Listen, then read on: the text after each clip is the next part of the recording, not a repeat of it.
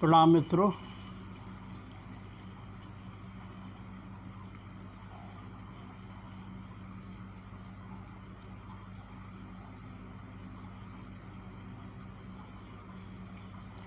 आज बात करूंगा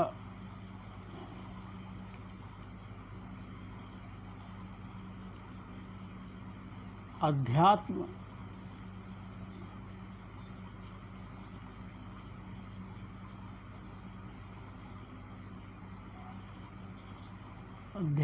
को वैज्ञानिक दृष्टि से देखने का।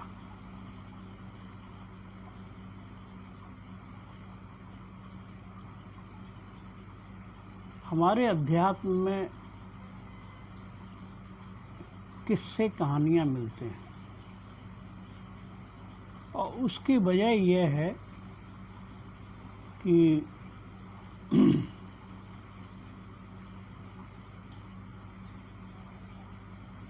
वो हमारा समाज था, वो बहुत ज़्यादा विकसित समाज नहीं था,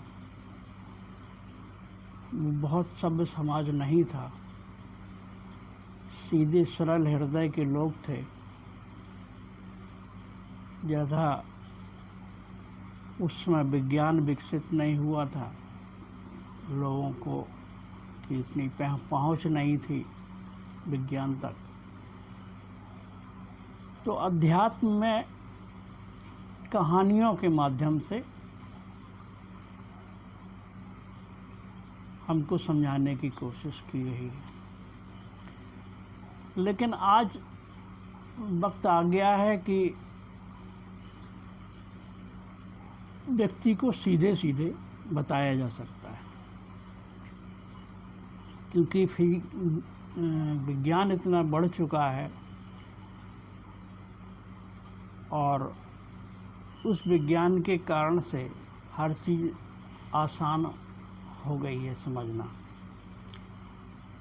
कंप्यूटर आ गया है, ऊर्जा लोग समझने लगे हैं और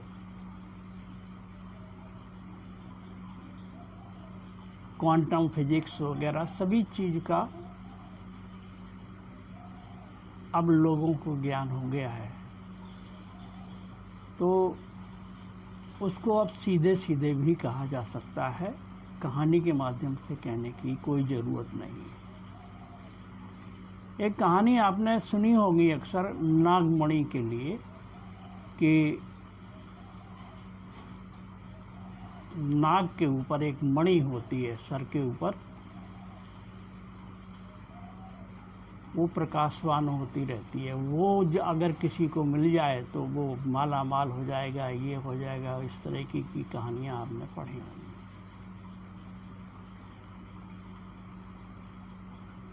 फिर उनका आपने खंडन भी पढ़ा होगा कि कुछ लोगों ने बोला है कि ऐसी कोई नागमणि नहीं होती है, किसी नागों में नहीं, नाग के ऊपर नहीं होती है। ये सिर्फ किंवदंतियां हैं, कहानियां हैं। हाँ, वो कहानी ही है, उन नागों में बाहर नहीं होती है। लेकिन वो जिस नागमणि की बात कही जा रही है वो आध्यात्मिक घटना है। वो है हमारे शरीर में 7 चक्र हैं। उन 7 चक्रों में सबसे पहला जो चक्र है, सबसे नीचे जो चक्र है, मूल आधार चक्र है, वहाँ पर एक तरह की एक शक्ति सोई हुई पड़ी रहती है मनुष्य के अंदर। उस शक्ति का उपयोग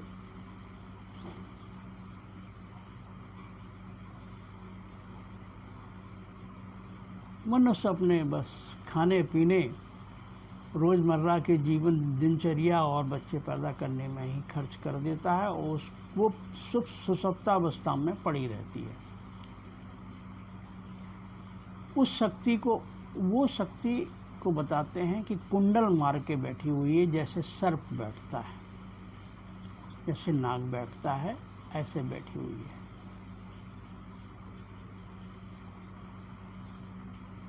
तो वो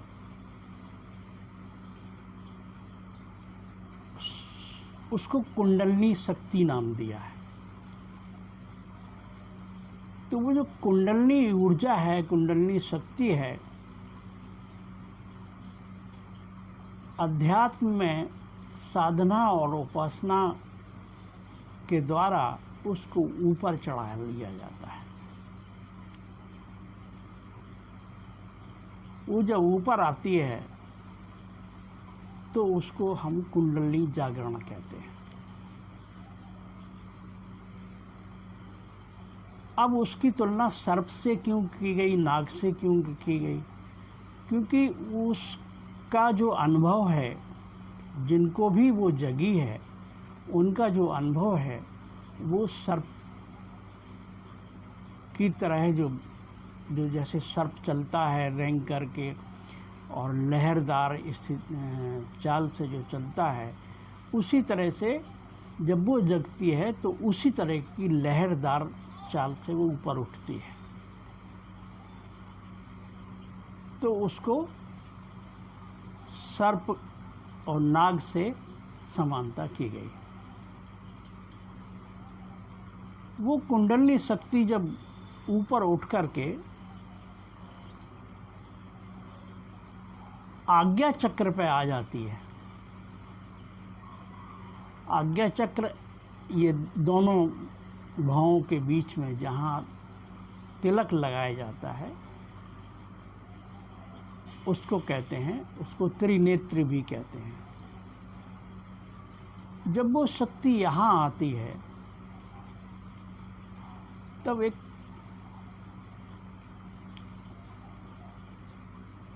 रोशनी वहाँ पैदा होती है। वो रोशनी टॉर्च की तरह से कह लो या मणि की तरह से कह लो दिखती है। उसी को नागमणि कहा गया है। ये बाहर की घटना नहीं है और ये अंदर की एक एनर्जी की घटना है। तो उसको नागमणि कहा है किस्से कहानियों में। उसी मणि की बात आपने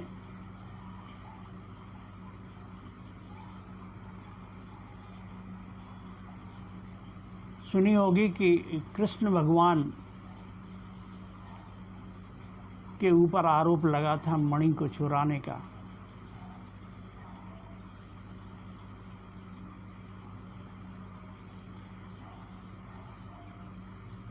वो आरोप क्यों लगा था? क्योंकि ये जो मणि या तीसरा नेत्र किसी व्यक्ति का तभी खुलता है जब उसके नीचे के और सभी चक्र खुल चुके होंगे। नीचे के चक्र खुल चुके होंगे तो इसका मतलब यह है कि वो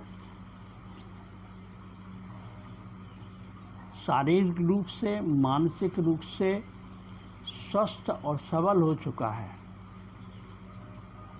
आपने उसके नीचे जो गले में होता है, कंठ पर जो चक्र होता है, उसको विशुद्ध चक्र कहते हैं। जब आप पूर्ण रूप से, विशुद्ध रूप से स्वस्थ हो जाते हैं तब फिर ये आज्ञा चक्र खुलता है। मीन्स आपके अंदर उस शक्ति को संभालने की क्षमता आ जाती है। और क्योंकि वो उसमें शक्ति है, वो जिस व्यक्ति के पास आ जाती है, वो अगर अच्छे विचारों का, अच्छी समझ का, अच्छी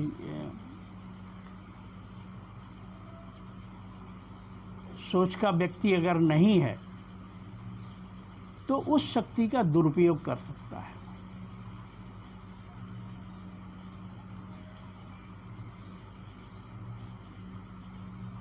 हालांकि परमात्मा शक्ति देता है सदुपयोग के लिए, लेकिन कभी कभी क्या होता है,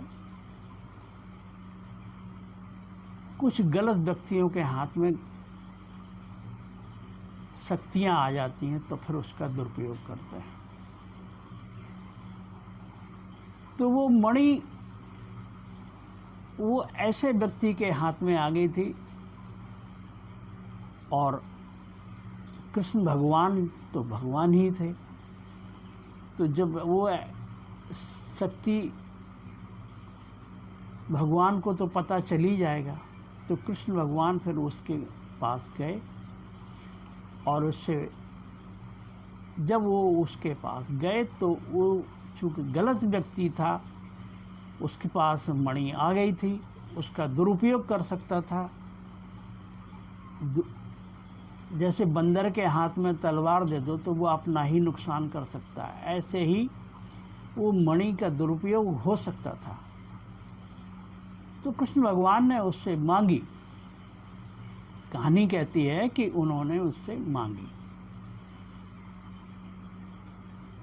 मैं समझता हूं मांगी नहीं होगी, कृष्ण की उपस्थिति में ही उसके अवगुण बाहर आ गए होंगे, और जब अवगुण बाहर आ जाएंगे तो वो मणि का दिखना बंद हो गया होगा, वो शक्ति गायब हो गई होगी, और कृष्ण के ऊपर आरोप लगा कि उन्होंने उस मणि को चुरा लिया। ये कहानी का रूप है।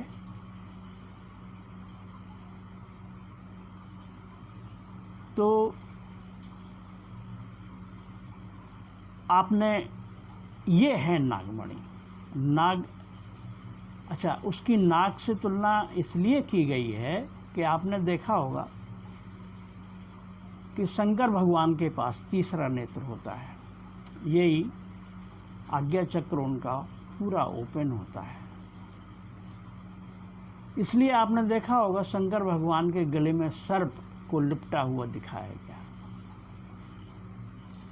वो उसी शक्ति का प्रतीक है कि वो शक्ति मूलाधार से उठ के गले पे आ गई है, और उसका फन जो है वो आज्ञा चक्र तक है, मणि वहाँ पर है। तो शंकर भगवान को दिखाया है आप उस शक्ति के माध्यम से। वही शक्ति जब और आगे बढ़ जाती है, सहस्त्रार पे चली जाती है और सर के ऊपर पहुंच जाती है वही शक्ति, तो फिर आपने देखा होगा विष्णु भगवान उसी सर्प की सैया पर लेटे हुए हैं और वो छत्र छाया ऊपर किए हुए हैं। महावीर के आपने चित्र देखे होंगे, उसमें उनके ऊपर सर्प रक्षा कर रहा है। वो सर्प प्रतीक है उस शक्ति का, वो नाग जो प्रतीक है उस शक्ति का। कुंडलिनी शक्ति ऊपर सर के ऊपर आ चुकी है। फिर वो शक्ति जब और आगे बढ़ जाती है तो वो विष्णु भगवान का प्रतीक हो गई। फिर वो शक्ति और आगे सूक्ष्म होती चली जाती है, तो वो पूरे अस्तित्व में फैल जाती है, चारों दिशाओं में फैल जाती है। जब वो चारों दिशाओं में फैल जाती है तो फिर वो सृजनात्मक हो जाती है, किसी भी चीज़ का फिर वो सृजन कर सकती है, निर्माण कर सकती है। तो आपने देखा होगा वो उसको फिर हम लोगों ने ब्रह्मा कहा है। ब्रह्मा के इसलिए चार मुख बताए हैं कि वो शक्ति चारों तरफ फैली हुई है, पूरे अस्तित्व में फैली हुई है, पूरे यूनिवर्स में फैली हुई है। इसलिए ब्रह्मा के चार मुख दिखाए गए हैं कि चारों तरफ है वो शक्ति, और वही वो निर्माण करती है, सृजन करती है। तो ये इस शक्ति के माध्यम से हमने आपको बताने की कोशिश की है कि ये शक्ति ही जब ऊपर बढ़ती है तो जब आज्ञा चक्र तक जब रहती है तो महेश शंकर भगवान कहलाती है। जब वो शक्ति सहस्त्रार के ऊपर निकल जाती है तो फिर वो विष्णु भगवान कहलाती है। वो पालन पोषण करने वाले होती है, वो शक्ति आपको संभालती है दोनों स्थिति में, अच्छा बुरा सही गलत सब चीज़ को कंट्रोल करती है उस जगह पे पहुंच के। फिर जब वो अस्तित्व में विलीन हो जाती है, शून्य में विलीन हो जाती है, तब वो ब्रह्मा सृजन के सृजक के रूप में हो जाती है। तो ये मैंने विज्ञान के रूप में, एक शक्ति के रूप में ब्रह्मा विष्णु महेश को समझाने की कोशिश की है। इसी को हमारे ग्रंथों में, हमारे कहानी के रूप में प्रस्तुत किया गया। वो गलत नहीं है, समझाने का एक ढंग है, समझाने का एक तरीका है। क्योंकि उस समय का जो व्यक्ति था वो कम पढ़ा लिखा, कम विज्ञान उस समय था, कम जानकारी थी समाज के लोगों में।